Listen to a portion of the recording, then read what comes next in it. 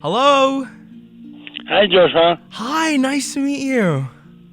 Same here, my friend. It is an honor, not just as a former film student, but as a fan, to be on the phone Oh, with you. thank you. I have to congratulate you on your Golden Globe win, also your 13 Oscar nominations, but I'm curious, out of all the nominations for The Shape of Water, which is the one that you're most proud of?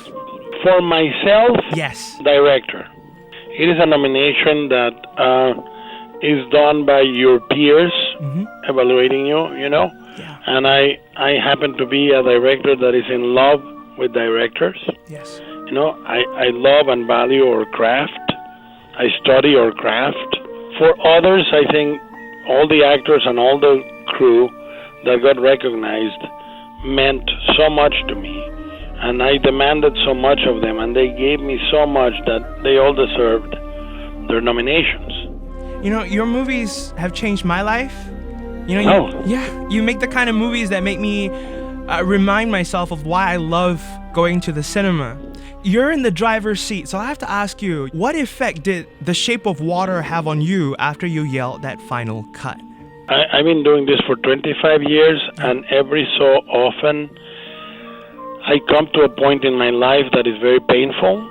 I don't know why, but it happens. And I come to the point where I say, okay, I'm going to do one more movie, and that's it. I'm gonna take a break for good, you know?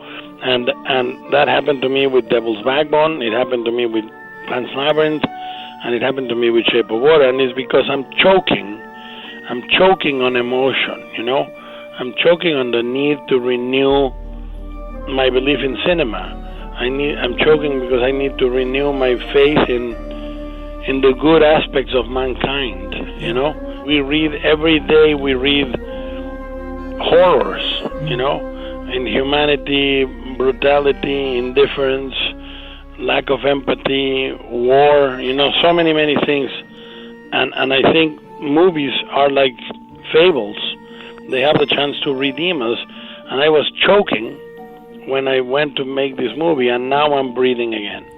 And I wanted to make a movie that was in love with love, but it was in love with cinema. That was pure cinema in some aspects, you know? That was beautiful. I'm gonna play that back tonight and see what kind of effect it's gonna have on me. So classic movie musicals might be making a comeback. We've seen that in La La Land, The Greatest Showman, and there's that influence, surprisingly, in The Shape of Water. Have you ever thought of directing a musical?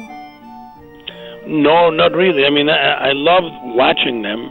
I am a big student of them. I mean, when people say, what movies did you study for Shape of Water, they are surprised that I didn't see a single monster movie. I mean, those were already on my DNA. What I studied was Vincente Minnelli, Stanley Donen, also for their musicals, but also for their melodrama, Douglas Sirk, William Wyler, William Wellman, Frank Borsagi, you know, a lot of the classical filmmakers, because I wanted to make a movie that felt like a classical film. Well, you achieved that. It was. Oh, thank you. It was crazy watching it in the cinema. By the way, that's an experience, you know, for The Shape of Water. It is. It really is a movie that is better appreciated in cinema. Yeah, one of my close friends back in film school. Her name is Marjorie. She's a female DOP, and she told me once in class, and I never forgot this. She said, "Girls don't get to be DOPs. We can play that role in school, but chances are we will not get hired." I have to ask you, you're in the industry and change is happening. Are you starting to see it? Cinematography should be an equal realm for female cinematographers. I'm not that aware that it's not, but I'm sure it's not, because the world is geared in an imperfect way, but we should remedy that. Yeah, and that answer is going to go to every film student listening right now, anyone that wants to go to film school, boy or girl, you know? Yeah, I mean, look, the whole point right now is the conversation is up. Yes. So this is the moment. We need to seize the moment and make those changes, you know? Female cinematographer needs to dream of being the female cinematographer, not only for this year or that year, but for all times. Look, I tell you, I'm not a white male coming from privilege. No, you're not. I'm a guy that came from South America, and I've seen the industry change. You know, and when I first came in the 90s, I remember my cinematographer, Guillermo Navarro, went to seek representation with an agent in Hollywood, and he said to him, "Why would I want a Mexican if I already have a gardener?" And that was so offensive, so horrible. And then Guillermo Navarro was winning the Oscar for Pan's Labyrinth, you know, and I was so happy. There's a lesson in that. Yeah. Look, as a Mexican, as a Latin American filmmaker, I can tell you 15 years ago, it would be impossible to think that we would be in the conversation of the award season at the level we are. You know, we have helmed movies that cost around $100 to $200 million coming from South America, but it's happening. So change happens, but you have to be unwavering in this. And this year, a woman is nominated for Best Cinematography, you know, Rachel Morrison. So of all the times, we should never go back to thinking that way, that you won't make it. You gotta think you're gonna make it, and you gotta twist the world to accommodate your dream. One of the projects that I was most excited about, and I have to ask you about this, the fanboy in me has to ask, Silent Hills. Is there any hope left for Silent Hills? No, because the breakup between Kojima and Konami was not only very bitter, but permanent, I think, you know.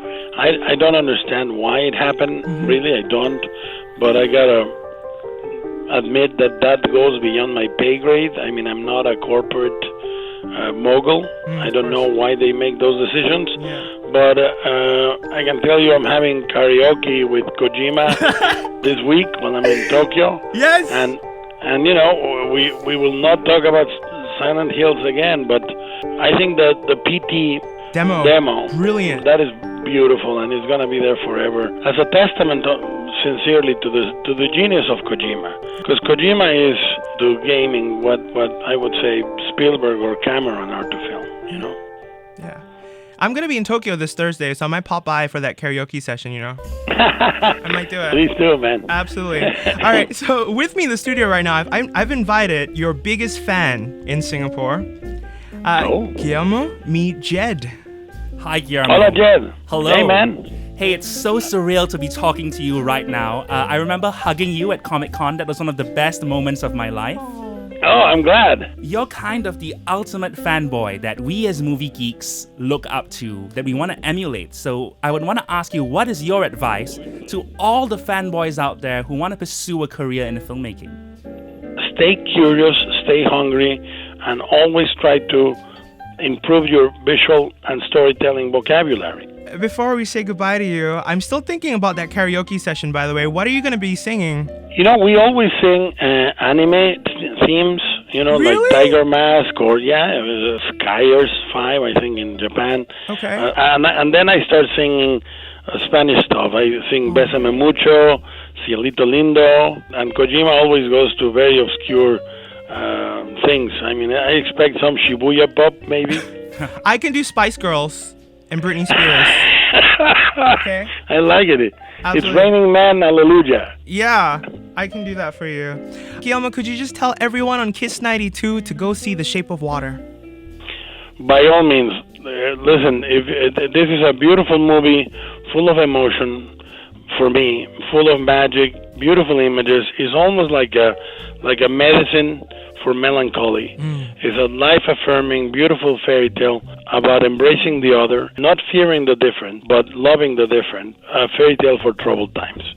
So go see it as soon as you can. You have a good day, sir. Thank you, Guillermo. Same here. Thank you for supporting the movie. Bye-bye. Bye-bye. Bye-bye.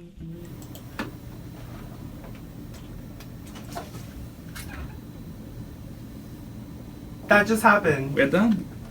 Yeah. I love my job. I love your job.